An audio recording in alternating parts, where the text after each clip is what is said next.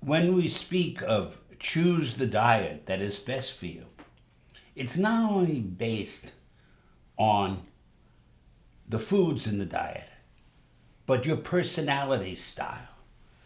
And as we go through this segment, I will explain what that means.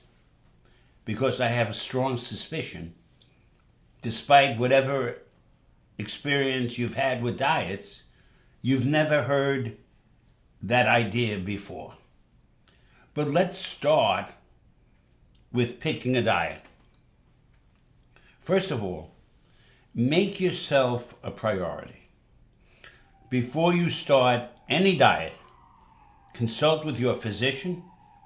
Make certain you see him or her regularly, or your healthcare professional. It may be a nurse practitioner, but you need to be monitored.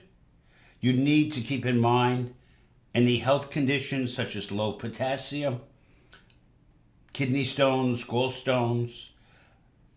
This is the work that you should not judge for yourself, but go to a qualified healthcare professional.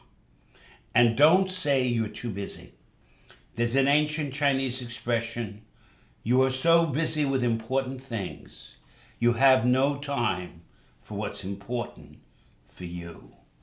Don't make that mistake. You have only one life to live. Go first class. And whether you're on the injections or medication or just following an eating plan or diet,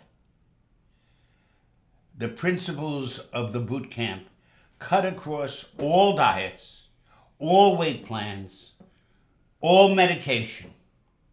If you look at the inserts, if you're taking a pill like Trulicity, or the inserts for Zepbound or Ozempic, Wegovy, the pharmaceutical company is trying to guide you correctly in saying to be used in combination with a diet and lifestyle changes. So the medication itself is not enough. You can be on medication and still be gaining weight, as a number of my clients have found out, if you're eating incorrectly. So making the changes we are going to speak of in this boot camp is critical to optimize, whether you're on just an eating plan or any medication. This is part of the missing X. In picking a meal plan or diet, remember why it's important. It gives structure. It takes a format that becomes autopilot, so you're not constantly making food decisions. You know what to shop for. You know what not to shop for. So you want a clear, consistent meal plan. Most people want 3 meals a day. Some people prefer to skip a meal, but I will caution you, don't skip lunch. There's a blood sugar drop around 3, 4 o'clock for most people. You may find yourself getting tired, hungry, irritable at that time. And if you've skipped lunch, it tends to skyrocket your appetite for the evening meal, which is the meal where there is the greatest storage of calories. Yes, you heard me correctly. A calorie is not just a calorie. You have to look at the time of the day you consume it. There is more storage of calories if you eat in the evening or at night than if you ate the same food during the day for lunch or breakfast. So timing is important. If you ever really want to skip a meal, skip dinner and you'll see your weight loss increase. But always be careful to eat a balanced diet with some fruit and vegetable. To help you have structure, Studies show that keeping a daily food diary increases weight loss. I say write it out before the day begins. Some people prefer to write it out at the end of the day, but it gives you accountability, self-monitoring, and structure. You will see a model food diary with your videos. Also, many people find it helpful to have an app in which you record the food you ate during the day. They tend to give you the calories, the carbohydrates, the contribution of exercise. If you feel that would be helpful, I recommend MyFitnessPal or the other app, Lose It. I'm not doing a commercial for these programs. I'm just saying they have been helpful for many of my patients and clients. And in picking the foods for your meal plan, think about this concept. You want to eat foods you like. Don't include a single food you don't like. There's no quicker way to feel deprived than eating foods you don't like. On the other hand, as you pick foods that you like, do not pick foods that you like too much, because the number one mistake I see on weight programs is not that people go out and eat the wrong foods, but they eat too much of the right foods and don't lose weight. Fruit is very healthy and you should enjoy it. But if you eat too much fruit, part of it becomes regular sugar and you can stop your weight loss.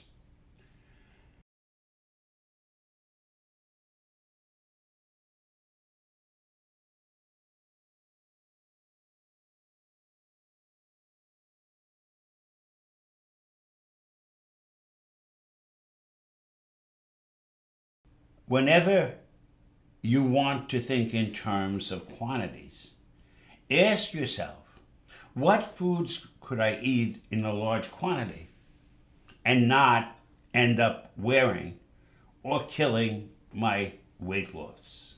People complain about weight loss plateaus. I tell them most frequently, your body does not reach a plateau. You create a plateau by the number one mistake I see on weight programs, eating too much of the right foods. And if you're a quantity eater, pick foods you could eat in large quantities and not end up wearing them or killing your weight loss. Let me give you an example. Did you ever meet anyone that got fat from a shrimp? There are certain foods, like seafood, like eggs, particularly egg whites and egg white omelets, like vegetables, with the exception of potato and certain squashes. Many of the vegetables are low in calories. Think in terms of free foods. I like the Jellos, sugar-free, the sugar-free hot chocolate to kill your chocolate craving. I like pureed soups from non-starchy vegetables like broccoli, asparagus.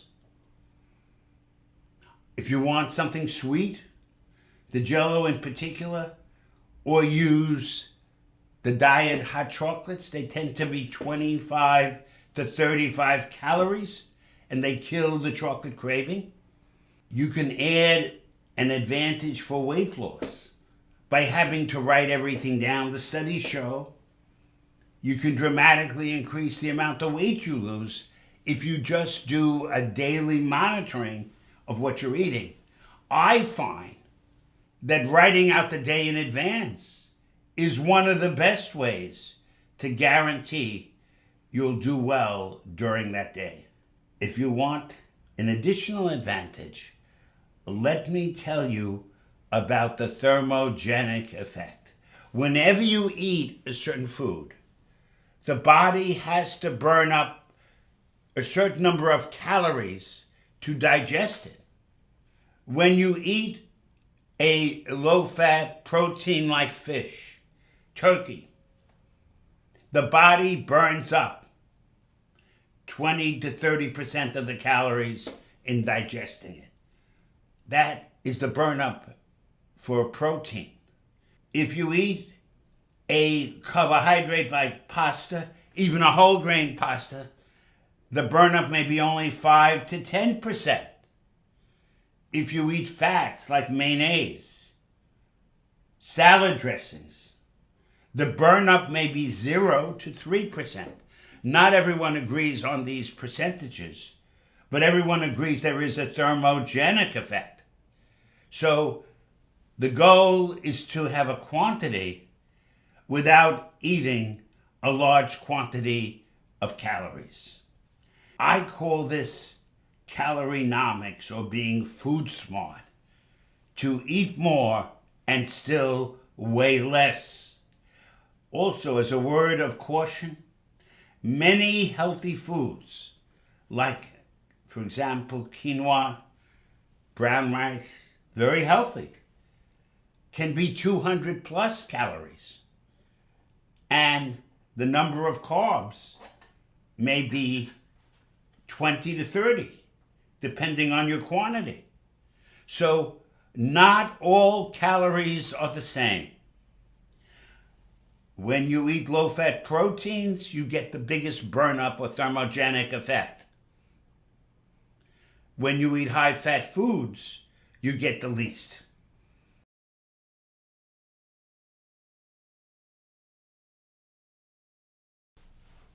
So in picking a diet, if you don't already have one that you're on, we have given you samples. And you may wonder, why didn't you tell us what to eat in Module 1? No, behavior comes before nutrition. That is why this is called behavioral nutrition. First, I want you to know who you are in the world of food, how to evaluate what are the best foods for you. That way you can pick the diets, making an informed choice.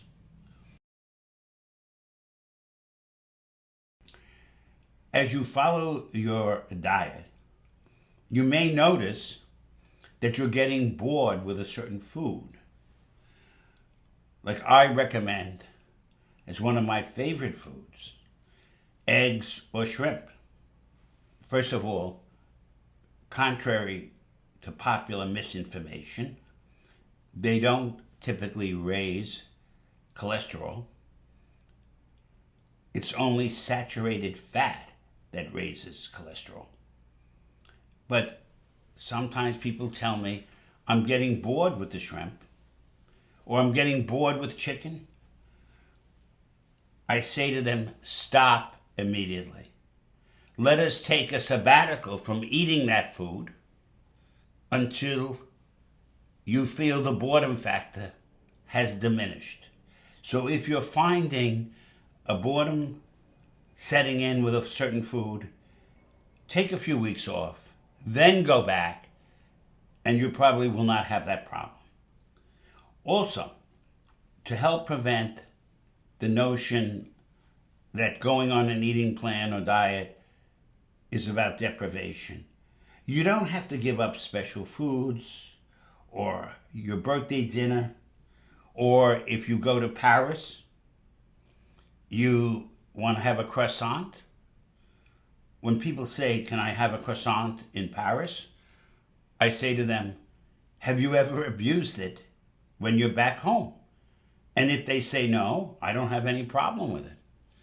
Or if you want to limit the calories further while you eat higher caloric foods on a vacation, save it for the last day or two so it doesn't become a daily pattern. And know the difference between special foods and ubiquitous foods.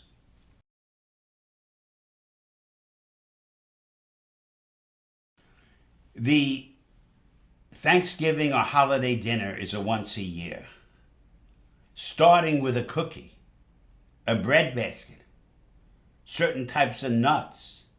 These are ubiquitous foods that you see everywhere. They could easily become a negative pattern. That is why thinking, what is my history with a food, gives you a great deal of protection. And when you think in terms of your own personal history, you realize the boundaries are not imposed by me or some external program. The boundaries come out of your own life. And that's why you should pay attention to these loving, protective boundaries. And also, as you're trying to lose weight, use wisdom. Don't be going to buffet restaurants, all you can eat restaurants, family style restaurants. When food is presented in individual quantities, people tend to finish whatever's on the plate. But if you're going to have multiple servings, you're going to get multiple calories. If desserts are a problem, don't survey the dessert menu. Some people say, could I just have a taste of my partner's? If it doesn't trigger you to want more, I follow the 1 to 2 tablespoon rule. Have 1 tablespoon or 2 if it's not a trigger food that stimulates appetite. You'll always do better if you don't order your own dessert. And frankly, the best of all is don't even read the dessert menu. Have a cappuccino, have some berries if other people are eating dessert. And I have good news for you. In my book, I went to the finest restaurant, in my opinion, in New York City. Most people watching this video and joining in the boot camp could not afford the food in this restaurant. It is the best of the best, not only in New York, but in America. And I asked the sous chef of the restaurant to make up the recipes that are the favorite recipes of the restaurant. And you can have these recipes for free without spending hundreds of dollars to go to that restaurant. At the end of the boot camp, please feel free to download the recipe book. It will go to show you that dieting without deprivation is very possible, and you can start it with those recipes.